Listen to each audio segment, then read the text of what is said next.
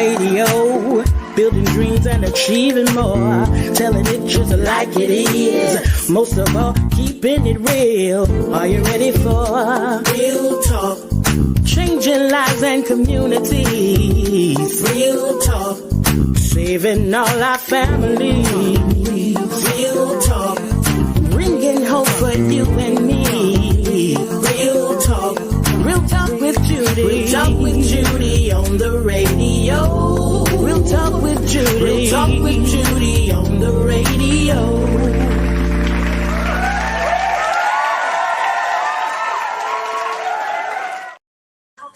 Well, hello there, and welcome to another hour of the Real Talk with Judy live radio show. I want to thank you for tuning in with me today. I am excited about today. I'm excited about this entire month.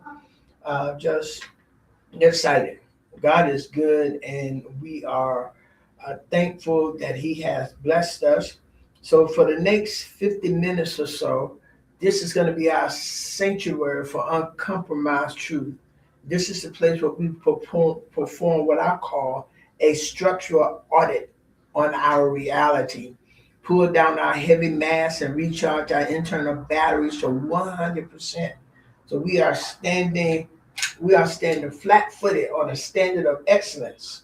And we are here to talk about your life, your home, your school, your community, with absolute authenticity. So please do me a favor right now, if you would. For those of you who tuned in, will you go ahead and share, call, text, tag, get others on. This is going to be a great show. And get some fathers on, because this show is going to be a show of celebration. And I believe that we're going to go into the heart of some of the things that men think and go through, especially those who are present. Those who are present. So we're going to talk about today what happened when fathers aren't absent.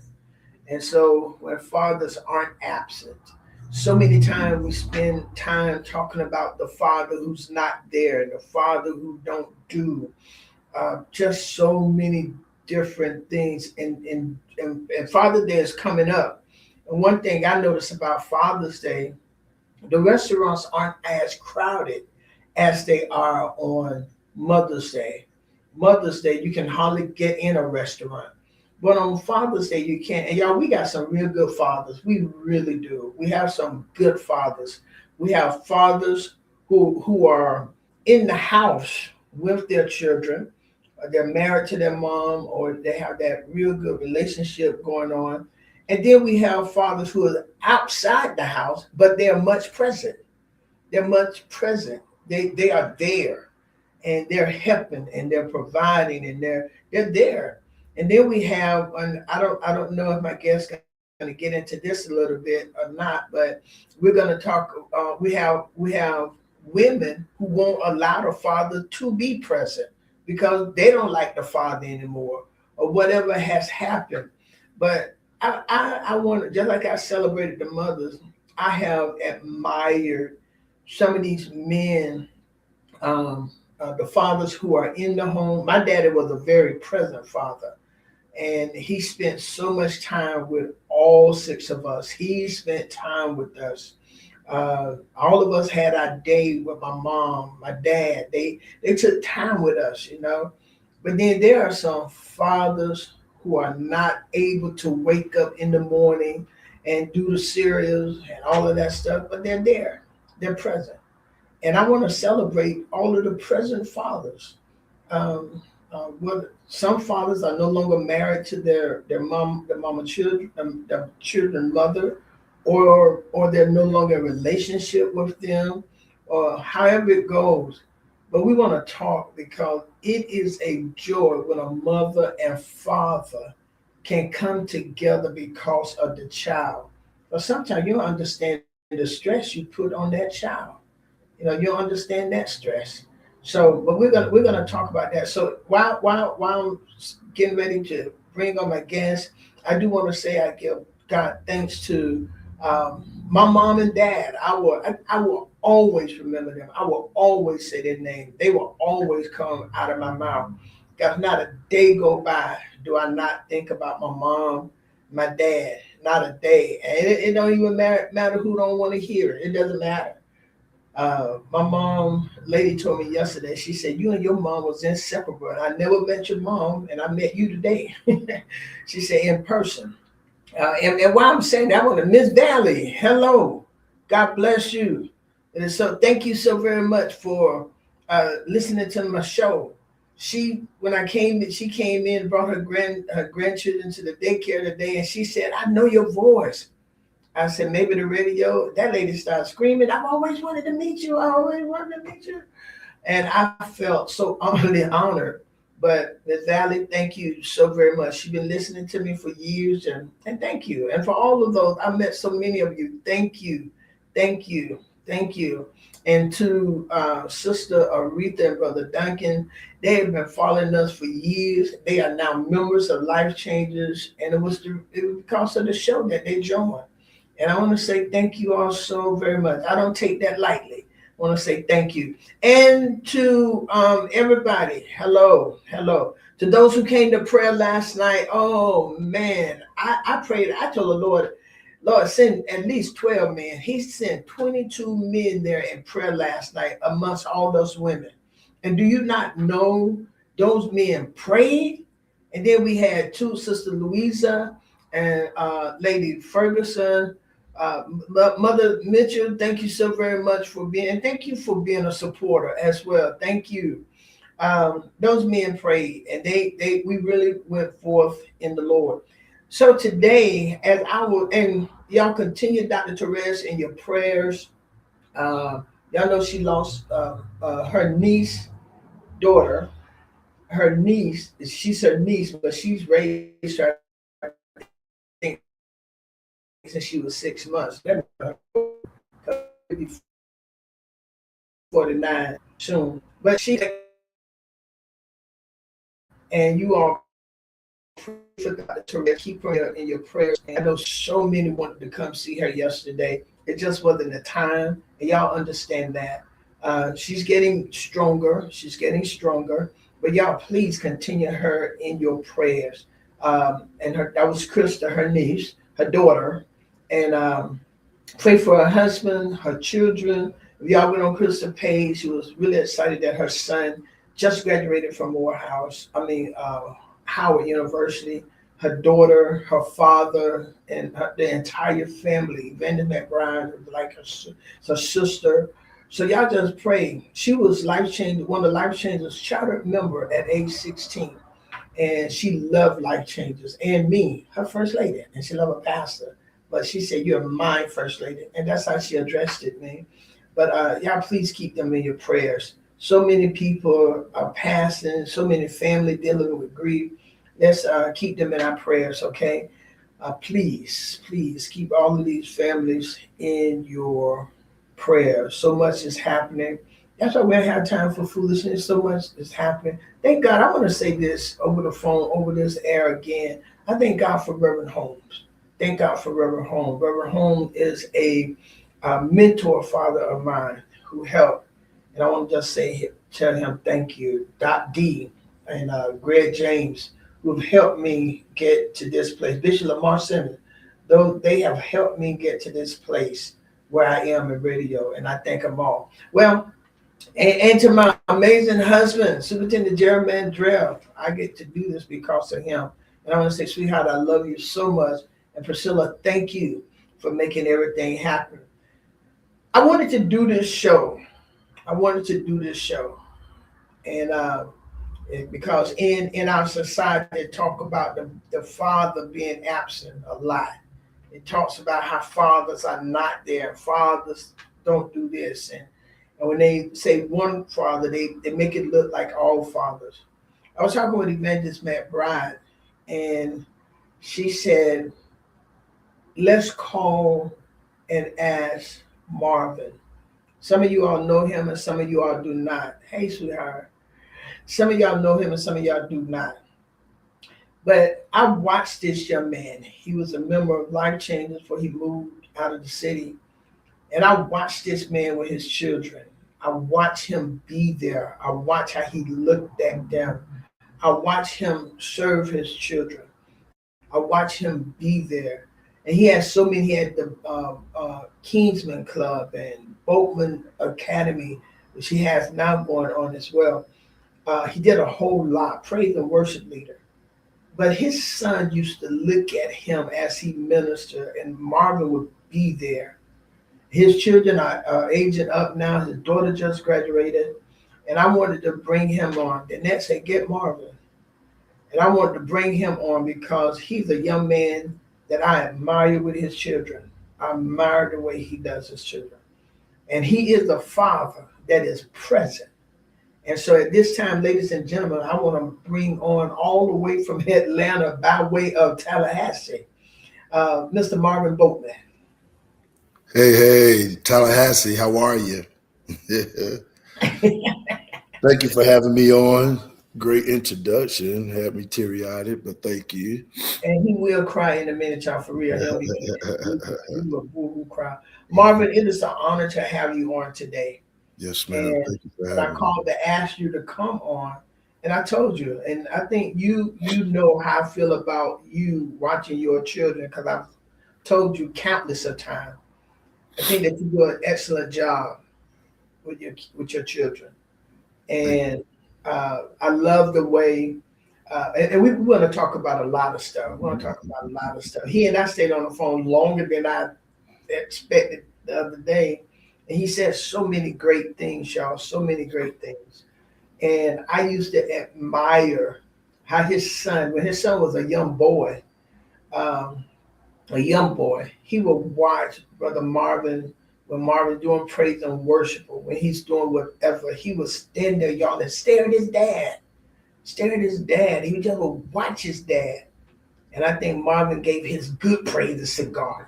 You know, uh, and not to show out for his son, but he showed his son what it meant for a real man to praise him. So Marvin, some people know you, some people don't. Would you give the people a little bit about what you want them to know about you? Um, I am Marvin Boatman, born in, well, not born, but raised in Tallahassee, Florida. As co-pastor, as I've already said, that I have two kids, Caden and Sire Boatman. I run a nonprofit organization that's now been changed and called Boatman Inc. I still work with the youth, teaching them etiquette, grooming, dress for success. Um, I have an academy that I'm working on as we speak, to travel across the world to speak to young men about the importance of their appearance, etiquette, integrity, you name it, we talk about. Also have a t-shirt company that I just started. So if you're in need of t-shirts, sweatshirts, jackets, embroidered, or I guess steam or pressured, I'm your guy. I have a lot of things that I'm doing right now.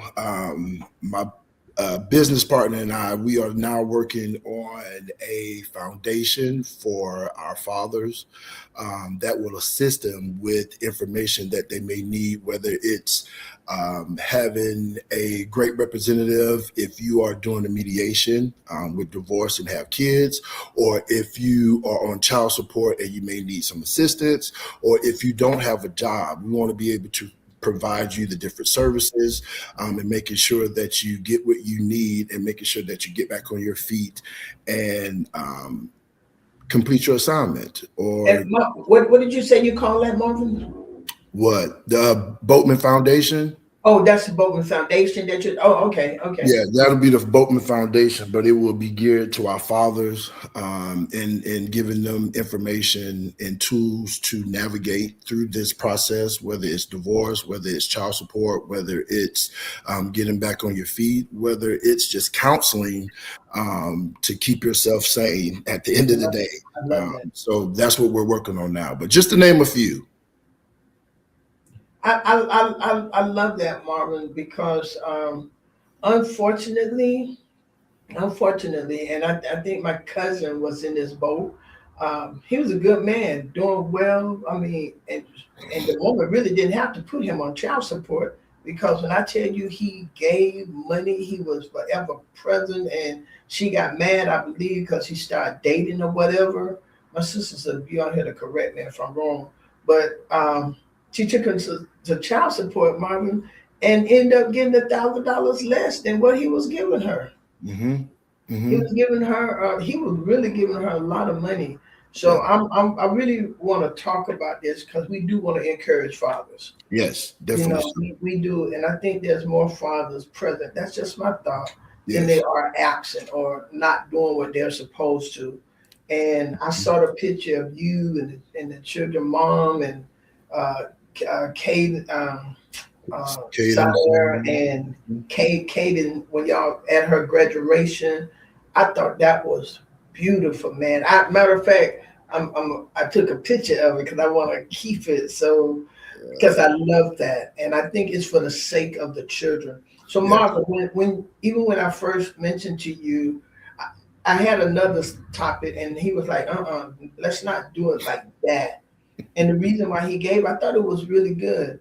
But Marvin and Pastor gave me this subject: when Good. Thank fathers you. are absent. No, when fathers aren't absent. What Yeah. does that speak to you, Marvin? Yeah. That speaks a lot. And this is crazy because let's be honest, we haven't talked in a while, right?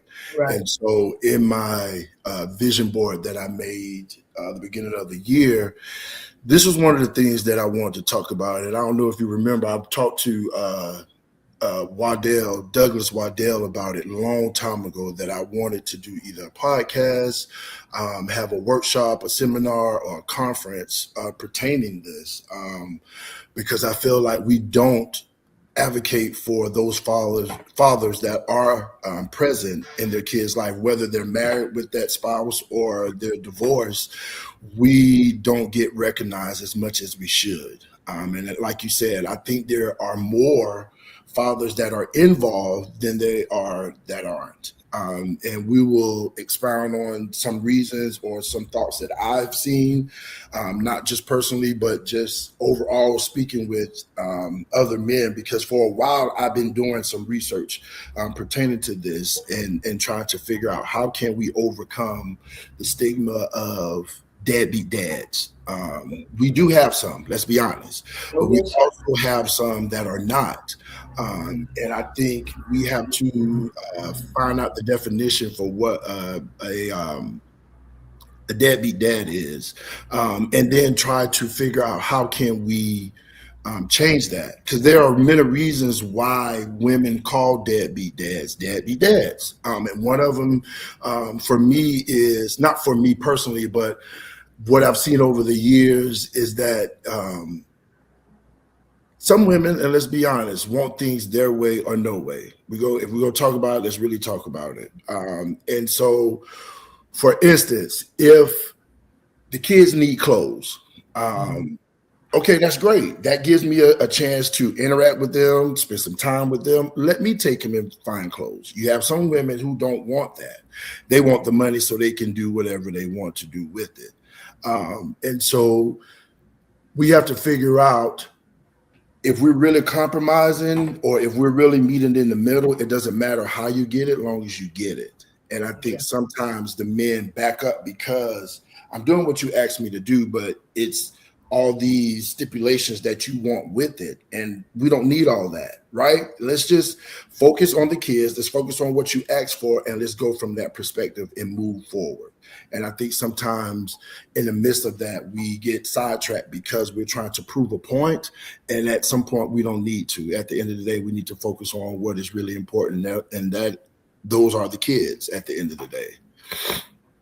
Yeah, So, and I've seen that as well, mhm. Marvin. And as you're talking, uh, one of the things that came to me is that we have to stop measuring a father's worth Mhm. strictly by the size of his child support check or how Mhm. much he give and start measuring it by the weight of his presence. When I work in children and family, one of the things children want more than anything is their mama and their daddy, whether you're married or not. The Yes. children want their parents. Hmm. And parents have to get to the place, as you're stating, it can't be about them. It cannot be about you all. The Right. parents bringing these children, and just cause the mom and dad, and you can correct me, son, in any time or interject, but anytime the mom and dad having a little friction, it can't be about the children. Right. Children' best interest must be at heart at Hmm. all times. Uh-huh. Is it easy? No, not by far. Okay. Because let's be honest, we're still dealing with emotions. We're still Okay. dealing with unresolved issues. We still dealing with, and here it is. Let's really be honest. Some of this stuff didn't really come from that husband or boyfriend. All of it. We're gonna talk Okay. about it. Really talk about it. There are times where you may not see eye to eye, or what is it? Just lost my train of thought. Um,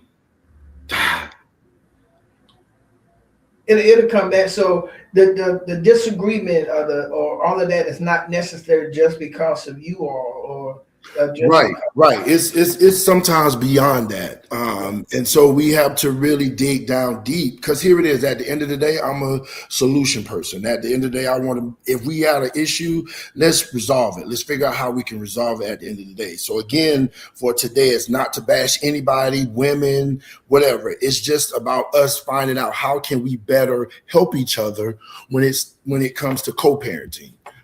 Will we always see eye to eye? No, we won't. But at the end of the day, let's have a conversation. Let's put everything aside. What I did or what she did or who did, whatever. Let's put all that aside and focus on what are we going to do to make sure that, one, the kids don't see all the grown up adult stuff that we do, and move from that. Sometimes, is that possible? No. Sometimes you do have to have a conversation with your kids, just to make sure that they understand that, especially if you are in their lives, you want to make sure that they understand that. And sometimes it don't always take just talking, it takes action as well.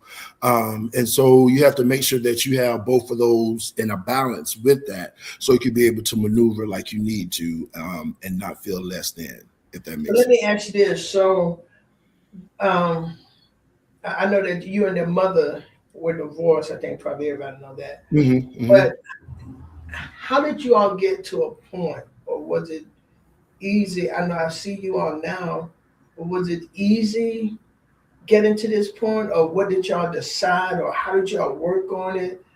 When did you tell the kids? How did y'all talk to the kids about the divorce, Hmm. or did y'all include them in Most definitely. them stuff? One thing I want everybody to know is, um, my kids know everything about their dad, everything, and I didn't hide anything from them, and I have nothing to hide from them. Um, I think that's what has made our relationship so profound, because I never lied to them. I told them everything that happened. I told them what happened. And I told them, if anything, I'm going to make sure that I'm still there, as if, you know what I'm saying? I'm not in the presence, meaning in their household, but I'm Mhm, definitely going to be present when it comes to anything that they're doing, especially if I know what's going on. mhm. So with that, it wasn't easy, with much prayer. It's very important that you have positive people around you, that want to see good on both ends. It's not about taking up for Boatman. It's not about taking up for the other person. It's just about making sure that we understand the most important thing, and that's the kids. Okay. And I had a great support, and still have a great support system, that reminds me of who I am, and what I need to do as far as a father. And I think that's what happens a lot. We have other people that may be hurt or angry or want to see ill happen to that person. And we have to know how to decipher that when we're dealing and taking advice from different people, and then understand who you're taking advice from. You have to make sure that they have somebody, right? You have to make sure that they're in line with what they're doing, and not you just have somebody who's talking out of anger. So that's what has made it easy for us. Was it always easy? No. But as years went by, we worked on some things. We talked about a lot of things, but most importantly, our kids talked to us. Wow. And told us what they wanted from us and what they didn't want to see happen. And so we had conversations. We call them I call them intense conversations. We had those moments, and they wasn't always good, but at the end of the day, it was for the betterment for the kids.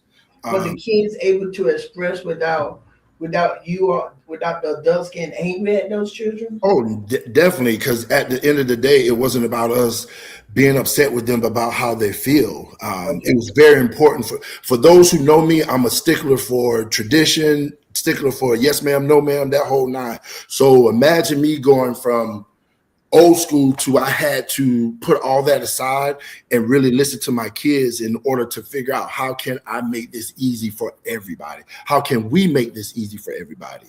And when they had a conversation with us, we were not mad at all, by far. We listened, we took heed, and we executed what they wanted to see different. And they had no problem reminding us, especially that Kaden of mine. She had no problem letting me know, hey, Dad, man, I don't think that was good. Or, hey, Mom, I think we should have did. So they were very integral in this process, especially as they got older. And we, had conversations with them to make sure that they understood what we were trying to do and where we were going and what we needed from them and what they needed from us, made it much easier for us. And so that comes with maturity, that comes with counseling, that comes with understanding the greater good, and to see that, for instance, I know you wanted to talk about it earlier, but for us to see what took place a couple of weeks ago, let's be honest, did I think that it was going to turn out like that? Just being in the flesh, no. But my spirit, I knew that with much prayer and the people I had on my team, that one day we would see the outcome of it all. And it just blew my mind. And me and their mom had a conversation and still want to have a conversation because we haven't had time to really dive into what that felt like a couple of weeks ago, but just by our smile and our conversation, it said it all, that it was worth all of the obstacles, the disagreements, the not so good days, all that. It made a difference. And I just wanted to encourage the men that even though you don't want to, even though that it's a lot, and it's a lot to deal with when everybody doesn't see eye to eye, it's a lot. But the kids seeing that you're still pushing, you're still in the race, you're still showing up. Now, there were times where I didn't disconnect, but I took a step back. Yeah, I want you to talk about that. Yeah, and so me taking a step back does not mean by far that I wasn't in their lives, that I wasn't still calling them, that I still wasn't providing, that I still wasn't checking up on them. That just meant that there were things that I didn't like, let's be honest, and there were things that I couldn't control. So I had to take a step back in order not to fly off the handle, or my kids see me in a different light, or, any of those negative things. I didn't want that to happen. And so I say all that to say, it's not always that fathers don't want to be a part of their lives. They don't want to be a part of the drama that comes with it. Let's be honest. They don't want to be caught up with all of the questions that I don't have to answer anymore because we don't have a relationship. I don't have to answer all those. The question or the focus is the kids, what they need and what they need only. All the other stuff, how you need to get it, all that ain't what we need to discuss. It just needs to be, what do you need from that's pertaining to the kids. It's a lot of guys that I spoke with before. I had a conversation with Kings when I was there, and we would have different topics, whether it was about financial literacy, whether it was about entrepreneurship, or whether it was about fatherhood. We talked about those different things. And I had a lot of fellas say, hey, listen, I want to be a part of my kid's life, but I don't want to deal with her. And let's be honest, they don't at the end of the day. And we shouldn't, because at the end of the day, it's not us not getting along, because we need to understand we're not there to get along. We're there to do a job. And the job is to make sure that our kids are safe, that they got what they need, and that they understand this is how we're moving and this is how we want them to move if they ever get in a situation like this. And so I just want to encourage the fellas that you got to stay in the race. Go ahead. Let me ask you this, Mama. What happens when what you're saying now, that it's the father doing that? It's that man with all of the drummer and all that. Because I've seen the vice versa. I've seen it on both ends. Yes. And sometimes the women say, I don't want to I just don't want the drummer. I agree. What would you say to that? I mean, what would you say to that? I can understand where the women are coming from when it comes to that. I don't want to deal with someone who's extra, or they want it their way, or they're dramatic, or they're violent, if you will, when they come around. We definitely, I don't condone that, definitely don't want to see that. And I definitely understand a mother not wanting to deal with that father because of that. That's something totally different. Okay. But for those who really want to be there but don't want the drama, a lot of guys bow out gracefully. Do they want to? No. And it's hard for a child to understand that, because they're saying, was it that bad that you couldn't overcome it? Yeah. Sometimes it is. When you have somebody that's closed-minded, that don't want to listen, that don't want to move forward, but just want to make your life a living hell at the end of the day. I've seen that. Okay. That wasn't my story, if you will. Yeah. But there are relationships that occurred that way, and it's whether I'm still mad at what happened before, or like you said earlier, you have somebody. Hey, the woman may have someone, right? But at the end of the day, I want us to know that we have to have a life of a praying life at the end of the day. And we have to make sure that we understand the importance of our role, and that stand in the race when we don't want to. Not listen. It's all about the children at the end of the day. But I want to be able to find different ways, or even having workshops, or, just classes on how can we better understand each other and what's more important. I know all the feelings, all the emotions, all that play a big part. And a lot of times it gets in the way and messes up a lot. But at some point, we have to realize that I got to take a step back. I have to understand what's more important, which are the kids, and we move on from that. And I think that is important, Marvin. And I believe that the men have to have a way, and they got to hear from somebody who's been there, and they're not being judgmental. They're saying, "Yo, brother, we can make this work," because honestly, girls and boys need their dad. Most definitely, boys and girls. And they need to see, because what no matter how you say it, that dad is like the hero in that child's life. Definitely. And they may not have given one penny. But when that dad shows up, it makes a world of a difference. Their hero. That's their dad. This is my dad. And so I believe that dads are gonna have to, because society, we as a whole have given the men a bad rap. If you're not married to their mother, and sometimes a lot of people don't see what the father is doing. It definitely don't. And a lot of times, because of society has made it this way, let's be honest, the people are going to listen to the women before they listen to the men when it comes to this topic, because of what has been said, forever.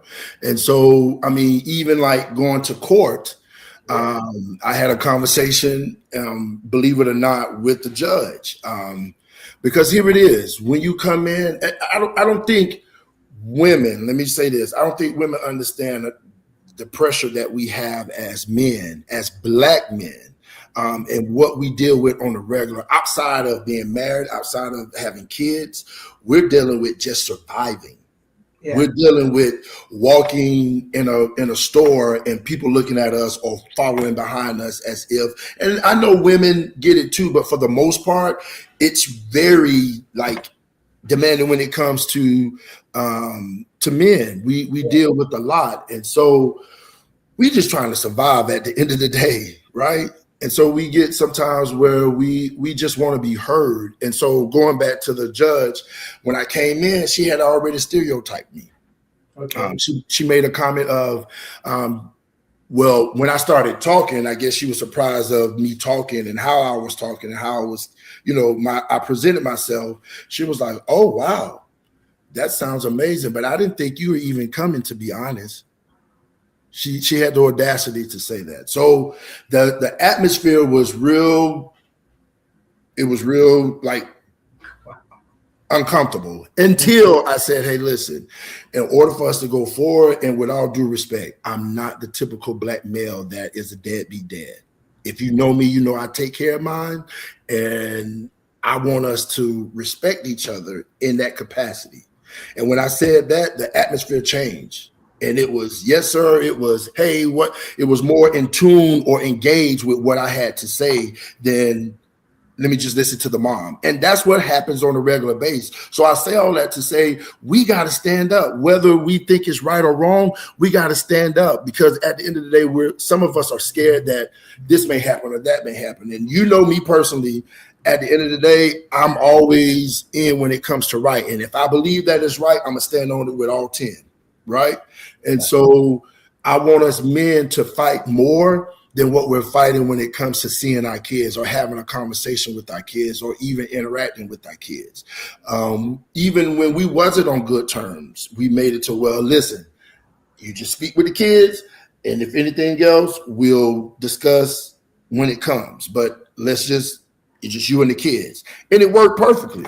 So you have to find what is suitable for your situation and kind of move from that. We got to find solutions and not just, I got to be right, or I got to make sure that I'm doing everything and I'm doing more than what she's doing, or he's doing more than what I'm doing. We got to get out of all that and just focus on what works for us.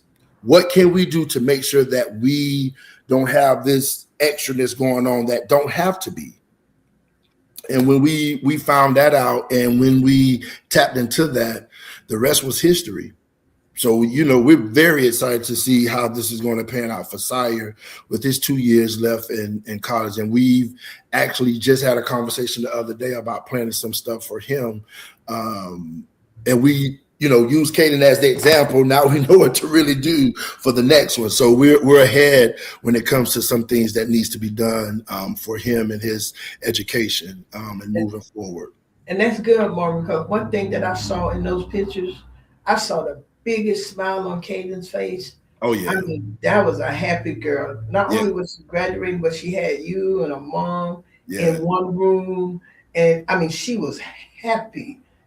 You could just tell it. And then you all were smiling. And, Mom Sherry, she going to smile anyway. You already know. So I got calls left and right. I got screenshots left and right. And I'm sure she did too. But one thing Katie said, she said, hey, listen, it's my senior year. I don't want no mess. Figure it out, work it out. But I know everybody better be at my graduation. And we said, say less. And I love it because I don't think parents understand the pressure and the stress that comes on children. And some children, when they get older, Marvin, if this don't happen early, yes, sometimes the children don't they put on this facade, but now I don't have to come home. Right. I don't have to be here. I don't have to do this. Because you got some fathers and mothers in the home who ain't as good as the absent. And when I say absent father, I know. When you say absent, meaning they're not in the household. In the household. I get it. Definitely so. I get it. Yeah. And you're absolutely right. You'd be amazed of just because they're in the household doesn't mean it's great or everything is peachy. Doesn't mean a thing. Caden is more verbal than Sire. Sire, he just prayed to the Lord and pray that it all works out. But Caden gonna let you know about it. And so it's just been amazing to see my two kids, and I hate talking about it because I get teary-eyed, but not having trouble out of any of them. Just great mannerable kids. Yes, sir. And some of the things they went through for them to overcome it has been amazing. Like, these kids are not the typical kids. I'm not saying it because they're mine, but these kids are anointed. These kids are mannerable. These kids are respectful. These kids are just what I always prayed for. And so for me to get that, and for us to for us to come together and to see what we have accomplished together has meant so much to me. And like you said, to see the smile on their faces was just the icing on the cake. And so I'm just grateful for what the outcome was. Yeah. And you all put in a bunch of work. You and their mother. Yeah. Because they were with her. Oh, yeah. Yeah. So both of you all was influencing their lives. Yeah. And you all have done, even though, for whatever reason you all got divorced, but you did not divorce your children. Most definitely. You did not divorce the love that you all have for those children. Yeah. That was never divorced. And you all had to work through a lot of stuff, but you did it with the children in mind. Yes. And that's one of the things that I appreciate about what you've done, as a father, is that you worked on you. Yes. The Lord ain't finished, but you worked on you to make sure that you and their mother could give them a life of joy, a life of peace, because they don't need to go through this trial. They don't. You don't want Sire to grow up and Caden to grow up and say, well, this is the type of relationship I got to have. I saw my dad do. Right. But you all, to me, have set some good examples for these children. Yeah. Thank you so much. Yeah, it was. And then to allow them to be vocal. I'm letting you get the tears out your eyes. Thank you. Come out your voice, and to allow them to be vocal. I think because one of the things about it, Marvin, to a child, when they see their father walks in, it tells the child the world is big. Yeah. But my dad is bigger and I am safe. Yeah. And that's what happened when the father is present. There is a power to a present father. It is. Definitely so. So my dad walk in, everything is okay. Everything is okay. We thank God for Marvin. Best goddaddy ever. Oh, that's Victoria. She Victoria. Oh yeah, she and Billy think her goddaddy next to Jesus. Thank you so much. Yeah. So yeah, it's just me wanting to have a platform where I can really say there are some great dads in this world and that are part of their kids' life.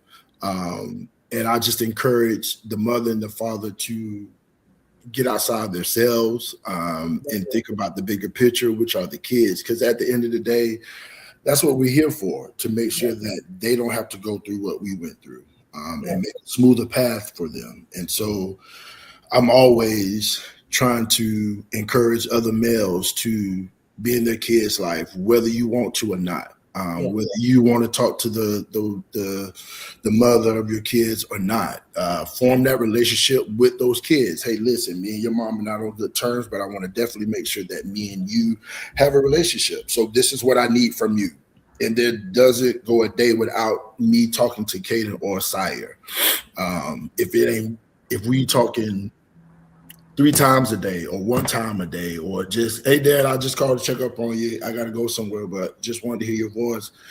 That's it. It don't have to be a long drawn out, but there are moments where we do have those moments where there are deep conversations and me getting to understand where their head is, and what do they see with their own two eyes. Just trying to, feel the head and see how they maneuver or how they want to move in life. And so having that bond, there was never a day that I wasn't there, and everyone knows that. But it was hard not being there to cook for them and get them up in the morning and do all that, but things happen. And you just work through them and you do the best you can with what you got and you make the best out of it. And so that's what I was able to do. Okay, so when you are parenting from a distance, how do you inject your presence into their identity when you're not like there to tuck them in at night, or you wasn't there to at their teenage years or whatever? How do you still inject your presence into their identity? Well, my presence never left, even if I was in the household or not. Just my presence alone stands on its own 2 feet. Let's be honest. I'm joking, but but me.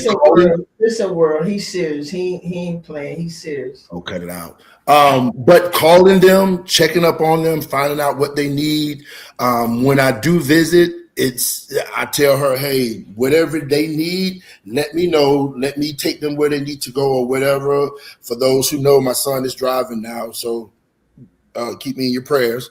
But he's done an amazing job, so I'm not even worried about that. But taking a load off of her when I come is what we have established. Anything they need to do, let me know in advance. Your week off or however long I'm there, you chill, you do whatever you want to.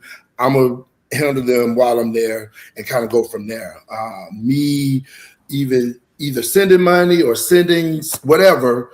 If I'm not able to attend, they know my presence are there. Whether it's me telling the mom or the sister or the son, whoever is performing, I tell them, hey, I need some pictures, I need some videos, because I always want to be a part of what's going on, whether I'm there or not. And so when I left Tallahassee, it was bittersweet, but because we talk every day, it didn't feel like we were missing each other, if you will. Of course, that tangible touch and hugs and kisses is a must, but just having conversations, knowing that I'm there, I don't care what time it is, you call me whenever, Dad's go pick up, I'm gonna stop whatever I'm doing. It was always that. I always reassured them that whatever they need, or if I didn't have it right then, best assured you're gonna get it in the next hour or the next day. Like, I always made sure that I performed and I was a man of my word at the end of the day. So you communicated that with them? I communicated like crazy. Okay. Anything I did, anything I wanted to do, anything I thought, I always communicated with them, and I left that open so they'll be able to feel comfortable and do the same. Okay. And so that's what has kept us afloat and moving. And of course, everybody who knows me, they're sending me texts or videos. Did you see this? You already know I'm on it. I'm front and center always. And so that's what I want to encourage. Whether you're there or not, you want to be able to be in those places so the people can see. And not just for the people, but for the kids, wholeheartedly, for them to see what you're doing and how you're moving at the end of the day. But yeah. Did you have hard friends in your life, Marvin? Well, I know some of your friends. I know you do. But did you have hard friends in your life who will say sometimes, Marvin, you just need to get over yourself and do this and do that or whatever? If you try to get stubborn with their mother or something? Oh, most definitely. You know. What did you tell them? It went out. Say it again. The friend. Say it one more time. I said, what did you tell them? Okay, like your hard friends. Can you hear me okay? Now I can hear you. Okay, like your hard friends who would probably say, come on, Bo, that wasn't right. Yeah. You should have done it. Oh man, I know what I did. How did you handle those friends who was really hard on you, but you knew that they had those children's best interests at Oh, heart. most definitely. And when it comes from that place, is you have no choice but to take it, right?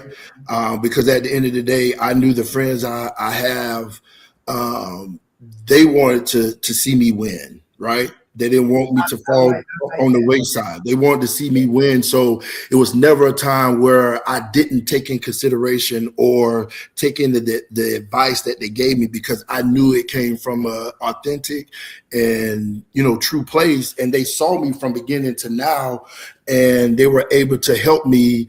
No, Boatman, I don't think that's right. Or, yeah, you should. Or, you know what I'm saying? But I got both worlds, and I wouldn't change it for anything. That's what balanced me, and that's what helped me continue to be in their lives and being able not to make the wrong decisions. Because for those who know my temper, it don't take much. But it was people there to redirect me and to help me see it from a different perspective, which has helped me with the whole ordeal. So, yeah. I didn't look at it as you don't know what you're talking about or I ain't listening to you. Not one day. It was always something that I got from it and was able to implement it in the next segment or situation, if you will. One of the things I saw about you too, Marvin, your consistency with your children. It was they didn't have to wonder if you were going to be one way today with them and one day tomorrow, or making excuses or any of those type things, but you were consistent with them. I'm glad you said that, not to cut you off, but it was very important. Here I go again, teary-eyed, because that was the most important. It was two things that I wanted to make sure that I did if I didn't do nothing else, and that was to be consistent and communicate throughout this whole process. That's why it was able for me to feel good, whether people was told different. I still knew who I was and knew what I was doing. Whether people saw it or not, it wasn't about that. Did I get upset? Of course. Anybody would. If you know you busting your behind to be the best that you can be, and you got people saying, nah, you ain't doing it. So that was hard for me, but I was able, again, to have people around me that was able to help me see it from a different perspective, and to say, hey, Boatman, you know who you are. You know what you're doing. Keep it moving. And so those two things made it so easy for me to stay consistent with them. Even in the midst of whatever was going on, I was still able to do that. And I want to read something to you, if you don't mind. I don't.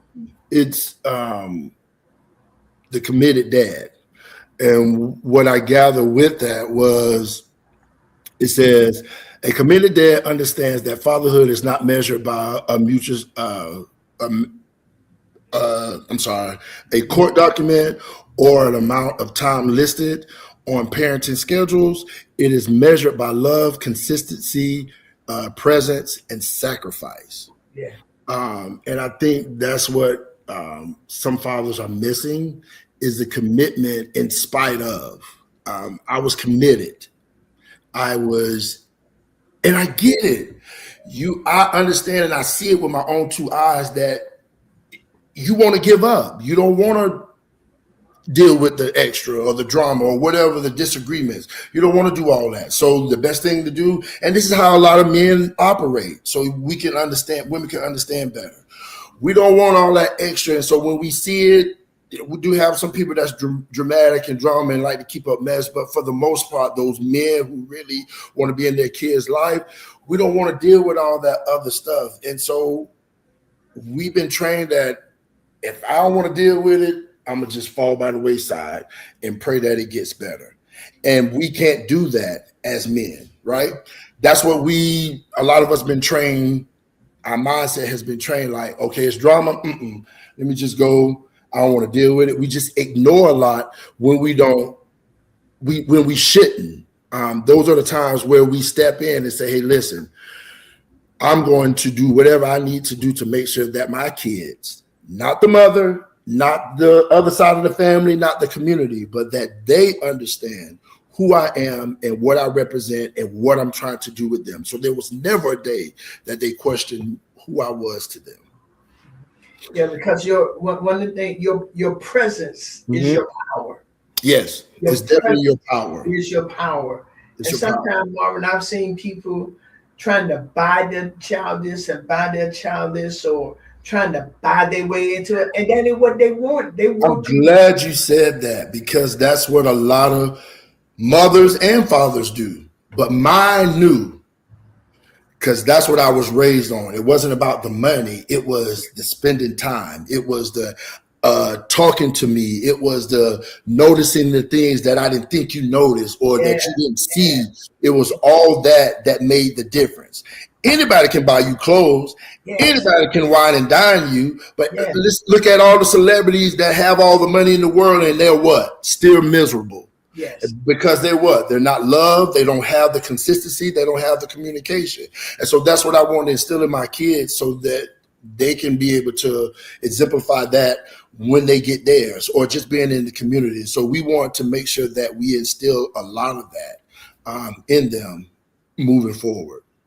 Yeah, because and I think you said it a few minutes ago. You can't let a courtroom, your ex, or boundary line convince you that you are optional. You're not an option. You are essential. You are very much essential and you got to stay the course. I know it's hard, fathers. I know it's not what you want to do. I know you just don't have the capacity to do that. But I'm telling you from experience, if you stay in the race, the results you would get is what you saw 2 weeks ago.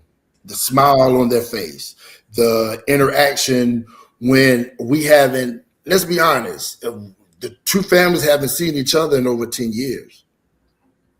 Wow. And I'm not saying it to make it negative. I'm saying it to say that when you put your differences aside and you focus on what's more important, just see the joy Yeah. that comes with that. Yes. Seeing everybody interacting. And here it was. It was like we left off. We started where we left off, if you will, right? It wasn't no ill feelings. It wasn't, well, you didn't call me or I ain't heard. It was none of that. None of It that. was, it's great to see you. You look amazing. What you got going on right now. I hear you in Atlanta. I hear you doing this. It was all of that. And that's what made the difference. Were those two kids scared? Absolutely. I'm sure they were. Absolutely. Because here it is. When things go on at school, they do not call me.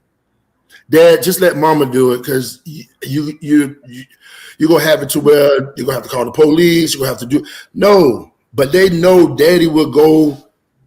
Anybody who really knows me know I don't play about my kids. And if they got a problem with me, have that problem with me. But do not take it out on my kids because I am coming. And you listen, they already know. I don't play about my kids. And I just want to make sure that people understand that at the end of the day, we can alleviate a lot of the things that are going on in the world. Let me tell you this, what happened. And that's why I go back to the deadbeat dad and the definition of it. I saw a post the other day that a father came to a kid's graduation in his work clothes. And apparently he may have worked in construction or what have you. I don't know if you saw it, but he came in dirty. The girl put up the post that look at him. He could at least went home and changed clothes. He could at least spruced himself up. And it's like, here I am trying to do the best I can with what I got. You don't know what my day was. You don't know that my boss probably didn't even want me to be off to come to this graduation. So I had to use my lunch break to come. All those things factor. But do sometimes the women ask those questions? No. So we have to understand that there are dads in the world that want to be a part, and you have to meet them where they are until they can get to where you want them to be, if they ever get to that place. But we have to start off small. We just can't say, I want you to do this and that, and I want you to give me the money to buy their clothes. No, I want to have the money, and I want to take them myself so I can interact with them and have a conversation with them, find out what they do like. Especially if I'm not in the household, that's my chance to have a conversation and to interact with them physically. But we're so busy, I want it my way or no way, and we can't always do that. So here it is. Are there really a lot of deadbeat dads, if you will? I don't think so. I think it's more so of I don't want to deal with it. I tried several times to work with you, but you're not giving me that space to show you that I want to be in their lives. The only thing you keep talking about is you're not doing this, you're not doing that, and you didn't give enough. That's all I had. Let's be grateful for what I gave you. And I think we could do a lot better if we, it always throws me off when those comments come up. I know. But I don't know. We just have to get to a place where we can move past all that and find out what's really important and kind of go from there. Every situation is different, but we got to figure out who really is a deadbeat dad, and let's give the fathers that deserve it a little more grace. Here it is. Yes, we do know there are deadbeat dads, and we do know that there are those who try to make you get an abortion, or that ain't my kid, and they know really that it is their kid. Now that's when you go after and you do all the stuff that you do. Right. But for those who are trying their hardest and you see them in the community doing the other stuff with other kids, let's give them a little more grace than what we have given them. And I think it will work out better than what you perceived it to be. Y'all, this is Marvin M. Boatman. Yo. Tallahassee. He's in Atlanta now, but he's a country boy. He's in Tallahassee. Marvin, I want to thank you. There's a quote that I got from Clarence Bullington. He said this: my father didn't tell me how to live. He lived and let me watch him do it. For all the fathers who aren't absent, you are showing your children how to live, and they're watching you do it. They're watching you your sacrifices. And I know I got mothers probably in their head. Oh, let me tell him. They ready. Yeah, I already know. But let me say this for my thoughts for co-parenting. It says the greatest gift separated parents can give their children is not a perfect relationship with each other, but a unit commitment to their children's well-being. When children see love, respect, and cooperation, they learn the family can remain strong even when circumstances change. Wow. And I think that's very profound because it's very important that we set the example for them. And it makes it easier on all ends. Yes. So, Man, yeah. I love that. I love this show. Mm-hmm. I love the comments.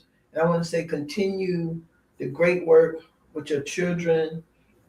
You and their mother, y'all continue. You got Cyrus coming with now, and he's building his own brand. His own brand. This guy is. But you all have raised two God-fearing children, and keep going. Keep going. Keep inputting in them. And to all of the fathers who's out there, y'all go on Facebook, look up Marvin Boatman, inbox, and he'll give you all the information he's doing. Fellas, let's stay in the race. Yeah. It's worth it. It's worth it at the end of the day. I love it. And so that was his conclusion. Fellas, let's stay in the race. And I love it because he will be real with you. Y'all, let's make it happen. We appreciate the fathers who's still here. We appreciate the fathers who are making the sacrifice. We appreciate y'all. And we know that us women can be something else. We can be, I mean, y'all brothers too, but us women can. But us sisters can be something else. We really can. We really can. But anyway, I'm for the sisters because I'm a sister now. But we can be something else. But I say to you, Marvin, and to all of the fathers, I say to y'all, keep doing what you're doing. You know, don't give up. It's worth it. Your child's life is worth it. And when you show up, you help them with their grades. You help them. I mean, you help them be better. Yes. You really do. You give your kids a peace. You really do. When you all come together for the betterment of that child, you give that child a sense of peace. And every child can't talk to their parents like they can do. They're going to hold some stuff. They won't tell them, oh, I'm okay, when they just full of turmoil. But parents, you make it right. You got to be in tune. Make it right for your child. So I want to thank you all so very much for listening. Thank you all so very much. This has been absolutely fantastic. I'm going to ask y'all to do me a favor. Share this on your page. We want fathers to hear. We want fathers to know that there are people out there supporting you and we believe in you, and you can make it. And you don't go to court by yourself. Get somebody who's been to court. Get somebody who know how to do it. Get somebody who know how to talk to the judge. Mhm. And so you all can work it out, because at the end of the day, it's all about the children. Thank you, Marvin Bogan, for being on. Thank you for having me.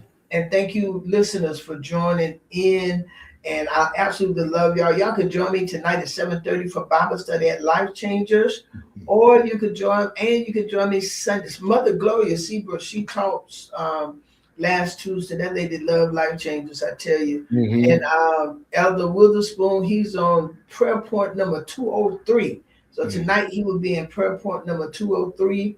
I mean, he's been teaching 203 Tuesday, and he probably haven't been for maybe 5 Tuesday, Bowman. Nice. 5 or 6 Tuesdays, but he has taught over 200 Tuesdays. And then join me Sunday morning, as usual, for our worship service, and our pastor will be teaching Sunday school. And also, I want y'all to remember to continue to keep Dr. Torres in your prayers, please. Yes. Please keep you in a prayer. If you don't have a number, text her. We did limit visitation because this is extremely hard. But you all keep her in prayer. I love you. And fathers, I want you to know that you have women standing in the gap for you, because we believe that God gave you not only to us, but to the children that he allowed you, because they come from you. You know, so when they say you like your daddy, they don't mean bad. They just mean you came from your daddy. That's real talk. I love y'all. Real talk with Judy. Real talk with Judy on the radio. Real talk with Judy. Real talk with Judy